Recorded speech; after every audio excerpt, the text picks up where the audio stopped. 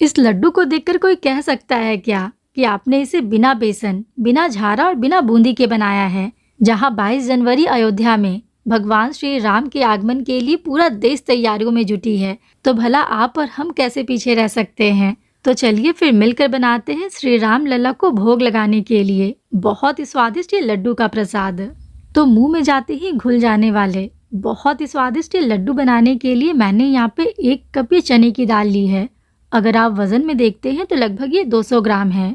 सबसे पहले दाल को हम 4 से 5 पानी से एकदम बढ़िया से धोकर साफ करेंगे, ताकि इसके ऊपर जो भी डस्ट वगैरह वो पूरी तरह से निकल जाए। तो देखिए पानी कितना ज़्यादा क्लाउडी हो चुका है, तो इसे फेंक कर दाल को मैंने 4 से 5 पानी से अच्छे से धो लिया है। अब इसमें ज़रूरत के अनुसार पानी डालकर दाल को लगभग 4 से 5 घंटे के लिए ऐसे ही छोड़ देंगे, ताकि ये अच्छे से फूलकर सॉफ्ट हो जाए। मुझे यहाँ पे पूरे 4 घंटे हो चुके हैं और अब आप देखिए दाल अच्छे से फूलकर सॉफ्ट हो चुका है। तो इसमें जो भी पानी है उसे फेंक कर दाल को मैंने एक बार और धो लिया है। अब दाल को पीसने के लिए इसे हम एक मिक्सी के जार में डालेंगे। इसे मैंने थोड़ा थोड़ा करके 2 बार में पीसा है, ताकि दाल आसानी से पीस जाए। ध्यान रखिएगा कि इसमें हमें पानी बिल्कुल भी नहीं डालना है। बिना पानी डाले जार का ढक्कन बंद करके पल्स मोड पर मिक्सी को ऑन ऑफ करते हुए इसे हम दरदरा पीस लेंगे। बीच में एक बार दाल को हम थोड़ा सा चला लेंगे, ताकि ऊपर का दाल भी एकदम बराबर से पिस जाए। दाल को पीसने में ज़्यादा वक्त नहीं लगेगा, मुझे यहाँ पे सिर्फ 30 से 40 सेकंड लगे हैं। और देखिए दाल एकदम बराबर से पिस चुका है। ध्यान रखिएगा कि इसका हमें एकदम बारीक पेस्ट नहीं बनाना है।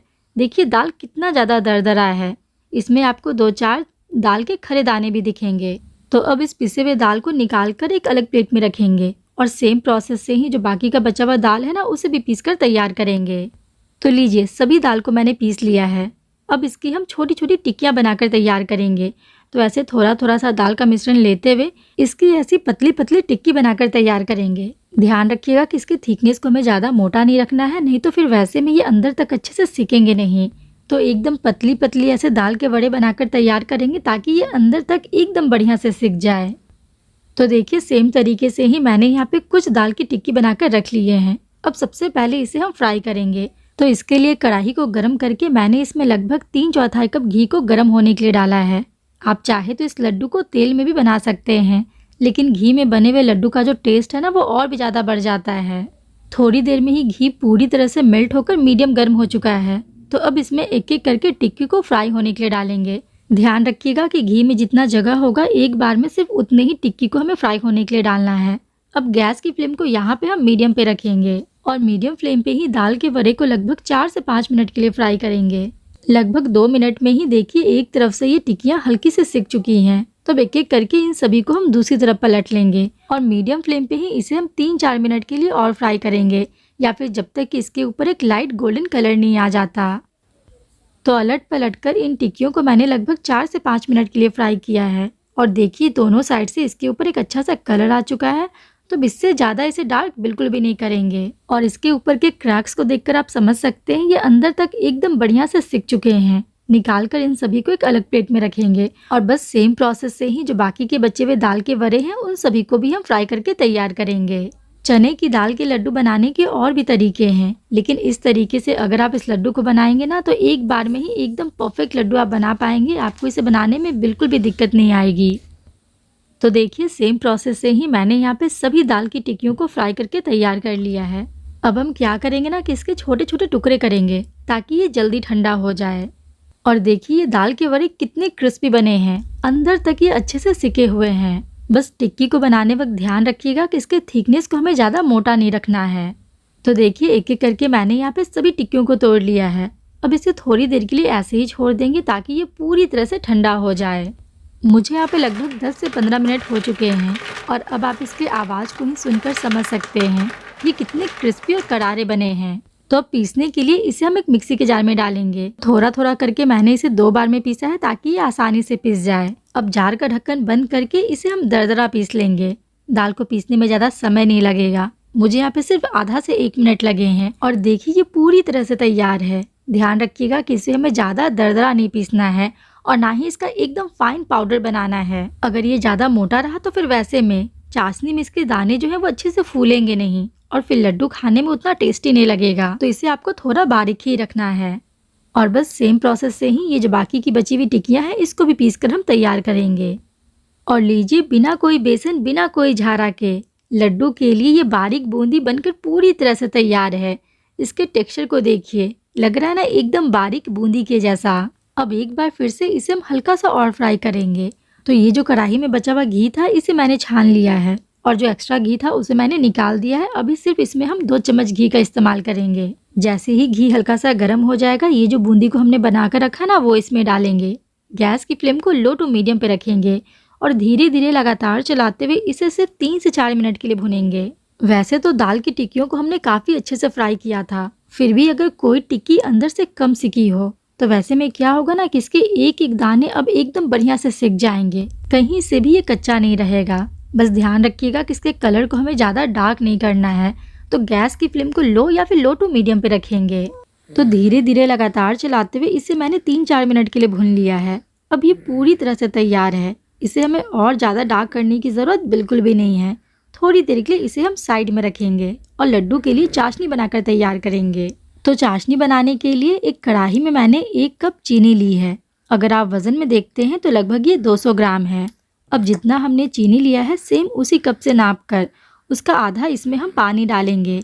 तो 1 कप चीनी के लिए मैंने यहाँ पे आधा कप पानी डाला है। अब गैस को ऑन करेंगे और धीरे धीरे इसे लगातार चलाते रहेंगे जब तक कि चीनी पूरी तरह से घुल नहीं जाती। देखिए 2 से 3 मिनट में ही चीनी पूरी तरह से घुल गई है और चाशनी में उबाल भी आने लगा है। तो अब इस स्टेज पे गैस की फ्लेम को एकदम लो करेंगे और लो फ्लेम पर चाशनी को सिर्फ 1 से 2 मिनट के लिए पकाएंगे। ध्यान रखिएगा कि इससे ज़्यादा हमें चाशनी को बिल्कुल भी नहीं पकाना है, नहीं तो फिर लड्डू जो है ना वो टाइट बनेंगे।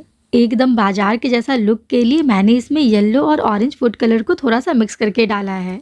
यहाँ पे आप चाहे तो फूड कलर को पूरी तरह से स्किप कर सकते हैं। लड्डू घर के लिए बना रहे हैं तो फूड कलर डालना पूरी तरह से ऑप्शनल है। तो उबाल आने के बाद लो फ्लेम पर चाशनी को मैंने सिर्फ 1 मिनट के लिए पकाया है। वैसे तो चाशनी को हमें चेक करने की ज़रूरत बिल्कुल भी नहीं है, फिर भी आपको समझ में आए इसके लिए चाशनी को हम चेक करेंगे। तो ज़रा सा चाशनी को कलछी पे लेकर उंगली से ऐसे टच करेंगे, कुछ सेकंड रुकेंगे ताकि ये थोड़ा ठंडा हो जाए। उसके बाद ऐसे रब करते हुए इसे हम चेक करेंगे। तो देखिए इसमें एक पतली सी तार बन रही है, मतलब कि अब ये चाशनी पूरी तरह से तैयार है। इसमें हमें कोई मोटा तार या फिर कोई 1-2 तार की चाशनी बिल्कुल भी नहीं चाहिए। तुरंत ये जो हमने दाल की बूंदी बनाकर रखी है ना वो इसमें डालेंगे। गैस की फ्लेम को अभी मैंने एकदम लो पे रखा है। पहले चाशनी के साथ बूंदी को अच्छे से मिला लेंगे, उसके बाद गैस को ऑफ करेंगे। और अभी शुरुआत में आपको ये थोड़ा पतला लगेगा, लेकिन आपको घबराने की जरूरत बिल्कुल भी नहीं है। थोड़ी देर में ही जैसे जैसे बूंदी फूलना स्टार्ट होगा इसकी कंसिस्टेंसी गाढ़ी होने लगेगी। तो अब इससे ज़्यादा इसे पकाने की ज़रूरत बिल्कुल भी नहीं है। बस एक बार अच्छे से मिला लेने के बाद गैस को तुरंत ऑफ करेंगे। और देखिए बस आधा से 1 मिनट में ही बूंदी चाशनी को एब्जॉर्ब करने लगा है। इसकी कंसिस्टेंसी पहले से काफ़ी ज़्यादा गाढ़ी हो गई है। तो अब लड्डू के स्वाद को और भी ज़्यादा बढ़ाने के लिए, फ्लेवर के लिए इसमें हम 1/4 छोटी चम्मच कूटी हुई इलायची डालेंगे। साथ में मैंने यहाँ पे थोड़ा सा ये मगज़ के बीज भी डाले हैं। आप चाहे तो अपने पसंद के अनुसार बारीक कटे हुए काजू और बादाम भी डाल सकते हैं। और यहाँ पे आप इसके कलर और टेक्सचर को देखिए, लग रहा है ना एकदम मोतीचूर के जैसा। और इसके दाने देखिए काफ़ी हद तक फूल चुके हैं, कंसिस्टेंसी भी काफ़ी ज़्यादा गाढ़ी हो गई है। तो अब इसे ढक कर आधा से 1 घंटे के लिए ऐसे ही छोड़ देंगे ताकि इसका एक एक दाना एकदम बढ़िया से फूलकर सॉफ्ट हो जाए। मुझे यहाँ पे पूरे 1 घंटे हो चुके हैं और अब आप देखिए ये लड्डू बांधने की कंसिस्टेंसी में आ चुका है। चाशनी को पूरी तरह से अब्जॉर्ब करके इसका एक एक दाना एकदम बढ़िया से फूलकर सॉफ्ट हो चुका है। तो बस एक बार अच्छे से मिला लेने के बाद अब आपको जिस साइज़ का भी लड्डू बनाना हो उसके अनुसार थोड़ा थोड़ा सा मिश्रण हाथों पे लेते हुए इसे हम लड्डू की तरह बांधेंगे। इस लड्डू को बांधने में आपको यहाँ पे बिल्कुल भी दिक्कत नहीं आएगी, बहुत ही आसानी से ये बंध जाता है। बहुत ज़्यादा हमें जोर लगाने की ज़रूरत बिल्कुल भी नहीं है, हल्के हाथों से लड्डू को बांधकर हम तैयार करेंगे। ये देखिए कितनी आसानी से एकदम गोल गोल लड्डू बनकर पूरी तरह से तैयार है। देखिए इसके ऊपर शाइन भी बहुत ही अच्छा आया है। देखकर तो कोई कह ही नहीं सकता है कि इस लड्डू को आपने बिना बूंदी के बनाया है। लग रहा है ना एकदम मोतीचूर के जैसा। तो बस सेम प्रोसेस से ही एक एक करके मैंने यहाँ पे सभी लड्डू को बना लिया है और इतने चने की दाल में टोटल 18 लड्डू बनकर तैयार हुए हैं। तो भगवान को भोग लगाने के लिए आप इस लड्डू को एक बार ज़रूर ट्राई कीजिएगा, आपको ये बहुत पसंद आएगा। और देखिए लड्डू कितने सॉफ्ट बने हैं। अंदर के टेक्सचर को देखकर आप समझ सकते हैं ये कितने परफेक्ट बने हैं। खाने में भी ये लड्डू बहुत ही टेस्टी है। बिना फ्रिज के भी आप इस लड्डू को 8 से 10 दिनों के लिए आराम से रखकर खा सकते हैं। ये बिल्कुल भी खराब नहीं होगा। और ट्राई करने के बाद अगर आपको ये पसंद आए तो वीडियो को लाइक, शेयर और अपने चैनल शिवानीज किचन को सब्सक्राइब करना बिल्कुल भी ना भूलें। तो चलिए फिर मिलते हैं एक नई रेसिपी के साथ। तब तक के लिए बाय बाय।